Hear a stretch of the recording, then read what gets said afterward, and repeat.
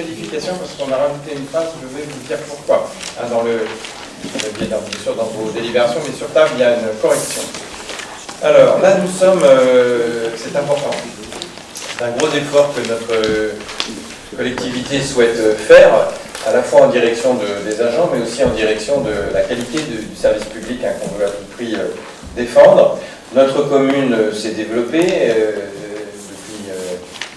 en développement constant depuis la fin des années 60, donc a développé ses mètres carrés de bâtiments et a développé aussi ses mètres carrés d'espaces verts à entretenir. Mais notre organisation, au niveau de notre service technique, est globalement restée la même depuis 25 ans. Donc c'est un peu compliqué avec ces mètres carrés. Et aujourd'hui, on voit les limites quand même de ce système. Donc nous proposons de créer un poste à temps complet dont le but sera d'être l'adjoint auprès du directeur des services techniques pour coordonner tout l'entretien de nos bâtis. Et nous avons déjà un poste de cette même nature pour les espaces verts et les manifestations, donc ce sera un peu l'alter ego, mais pour le bâti. À compter, nous avons imaginé à compter du 15 septembre, et la phrase qui a été rajoutée, nous est venue après la commission, mais il ne faut pas se priver d'une bonne idée quand elle arrive après, hein. Ce poste, donc, nous mettons quand même, pourra être occupé par un agent contractuel. Nous, ce que nous proposons, c'est bien sûr un poste de titulaire. Nous allons recruter, a priori, par voie de mutation. Mais difficile parce que dans ce domaine, le suivi du bâti, nous sommes en pleine concurrence avec le secteur privé, qui a priori paye mieux que la fonction territoriale. Donc le recrutement peut s'avérer difficile, hein, tout simplement, parce que quand on est en concurrence, les gens qui sont sur ce marché-là vont aller rechercher au plus offrant. Donc nous avons imaginé qu'il serait peut-être possible, si nous ne trouvons pas, qu'il puisse être occupé par un agent contractuel dans l'attente de recrutement d'un fonctionnaire pour faire face à la vacance temporaire de cet emploi si le recrutement n'aboutissait pas. C'est une prudence, mais si nous n'avions pas écrit cette phrase, nous ne pouvions pas prendre de contractuel. Donc on restait bloqué. C'est une précaution, une sage précaution. Je mets aux voix cette... Oui, monsieur Éperveillé. Juste un petit mot, je crois qu'effectivement c'est une sage précaution et je vous remercie de l'avoir prise, parce que ça rejoint un peu ce que je disais en commission. On est à un moment, je crois, charnière dans les finances un peu de notre pays. J'ai encore entendu, pas plus tard qu'hier soir, le Premier ministre, le ministre du Budget, qui parlait de faire des économies substantielles pour permettre à la France d'atteindre un niveau de déficit en lien avec ce qui est demandé par la communauté européenne. 2018 s'annonce pour nos finances publiques nationales très difficile, donc autant je partage votre avis et votre volonté d'apporter le meilleur service aux Océans, et je crois que tous autour de la table, nous en sommes là, évidemment, ça va de soi. Je vous mets en garde à une époque où un certain nombre de tâches, des communes ont perdu les passeports, les cartes d'identité, etc. Mais Jacques Château en avait parlé d'ailleurs, me semble-t-il, je ne sais plus si c'était à l'occasion du DOG ou à l'occasion de présentation du budget. Faites le maximum d'efforts pour essayer de rationaliser, pour essayer de rentabiliser, si je peux employer un terme, c'est pas très heureux rentabiliser en parlant de la fonction publique, mais d'éviter le recrutement. J'aimerais pas que nous soyons sous pression à un moment donné par des ordres venus d'en haut qui nous disent mais il va falloir faire des coupes-sons. Et je crois que vis-à-vis de nos fonctionnaires, ce ne serait pas très heureux qu'on se lance dans du recrutement un peu à tout va pour redescendre 2 marches après. Et je crois qu'ils ne comprendraient pas et je partagerais leur incompréhension.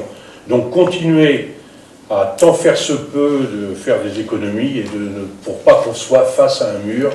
C'est une crainte forte qui nous anime depuis les discours que j'entends depuis hier.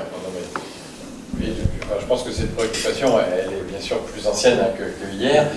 À chaque fois, effectivement, à chaque préparation budgétaire, M. Château nous sensibilise bien à cela, parce que nous voulons à la fois maintenir une qualité de service public et ne pas gréver notre budget, sachant que les dotations de l'État chutent.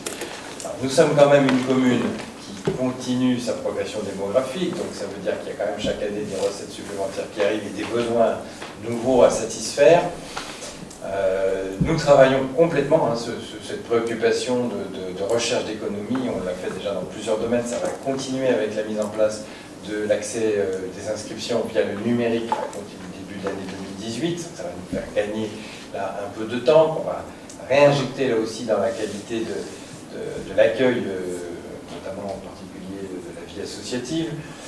Mais aujourd'hui, on s'est beaucoup posé la question avant de proposer cette création de poste, mais à la fois il y avait la qualité du service public, mais on commençait à voir aussi dans nos équipes techniques, c'est peut-être un grand mot, mais un peu de, peut-être pas de la souffrance, mais de la difficulté quand même à exercer sa mission correctement, parce qu'on a des agents qui sont consciencieux, mais quand il y a trop, il y a un moment il faut soulager. Alors, je pense que... Oui, juste un partage, hein, je viens de l'autre dit.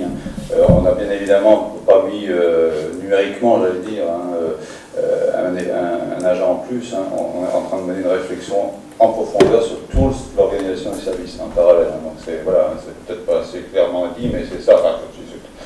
C'est vraiment, il ne s'agit pas de rajouter des postes pour rajouter des postes, il s'agit vraiment de travailler sur une amélioration de l'organisation de nos services techniques qui, bon voilà, qui n'ont peut-être pas suivi l'accompagnement accéléré de nos communes. Donc voilà, et puis il y a des nouvelles méthodes, etc. Donc, c'est important. Nous mettons à plat, en fait, c'est un travail qui a une sorte de concertation, oui, d'audit, le mot est peut-être aussi pas tout à fait adapté, mais enfin d'écoute en tous les cas, et de concertation avec nos agents, qui est menée par Madame Morin et Monsieur Château, là, qui vient de s'achever, et qui nous feront un rapport, je pense, pour la rentrée, de façon à voir là aussi ce qu'on peut économiser, mais aussi ce qu'on peut améliorer. Il y a des choses, il y a eu des évolutions. Maintenant, on a notre métropole qui réalise bon nombre de compétences que nous avions il y a 15 ans. N'empêche que nos concitoyens nous interpellent pour des questions de poubelles, pour des questions de trottoirs, pour des questions de tel ou tel aspect de voirie qui concerne notre métropole et qu'il faut faire le lien. Aujourd'hui, il y a des choses qui devraient être traitées par notre directeur des services techniques, mais qui a tant à faire qu'il ne peut pas en fait, répondre là. C'est un peu délicat parce que du coup, notre commune doit aussi défendre vis-à-vis de notre métropole nos concitoyens.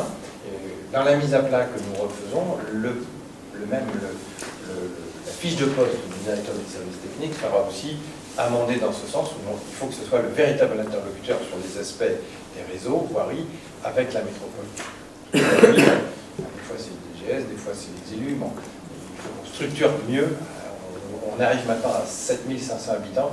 Il faut qu'on ait un service technique. Il y avait un directeur et son adjoint. Là, il y a besoin de 2 adjoints aujourd'hui. C'est l'analyse que nous faisons. Donc je vous soumets au voix la création de ce poste. Qui s'abstient, qui vote contre, adopté à l'unanimité. Je vous remercie. Donc voilà pour l'ensemble des